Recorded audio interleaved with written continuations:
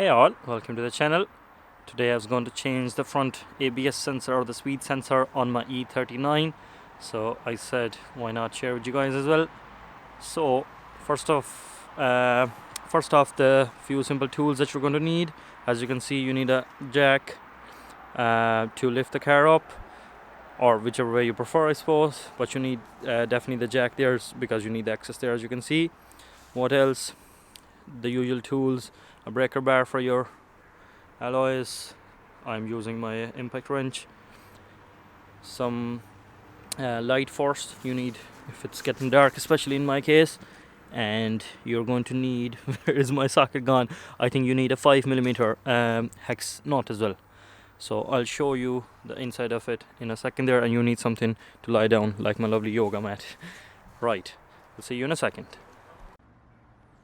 So I'm just going behind the brake disc and to show you the the ABS sensor. Here it is. As you can see, it needs a 5mm hex key. So I'll just go ahead and remove it and show you guys. As you can see, the sensor is out itself. It was a bit rusty, so if you're opening it after a long time, make sure to maybe spray a bit of penetrating fluid on it before and leave it soaked for a while so it becomes easier to take out.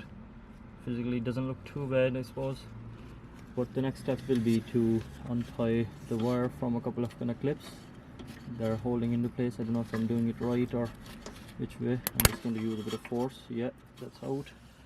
And then this is the next guy, so I believe it's just to wiggle it out somehow.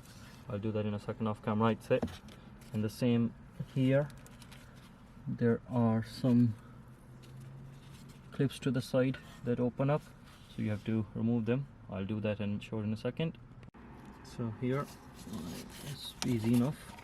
You just have to pry them out. You'll hear a click like this. There you go. Now it's possible that you might find something here that's causing your ABS issue. So you could possibly check this first, that if the sensor is gone, or it's actually the wiring that's causing you some issues here. I have a spare sensor anyway, so I'm going to try and replace that and see if I can work with it. Otherwise I'll try to investigate it then. So basically this will come off. Make sure you don't open up the other connector. It's the blue guy here. I'll take it out in a second. There's the connector for the sensor, the blue one. So you have to press this tab here and just basically pull it out. There you go. So that's your sensor removed. That's the connector. And for this rubber grommet thing, I had to do a bit of wiggling around. Alright, you might need pliers or something like that. And then that's your sensor. So all in all, that's how you remove the sensor. And again, I won't show you the whole process of putting back in the new one. It's basically get your connector in, maybe tidy this up, put it all back in, wiggle it through here, the bottom one, and route it the same way that you had taken it out. And I'll just try to show you the hole that's there for it. Here you go.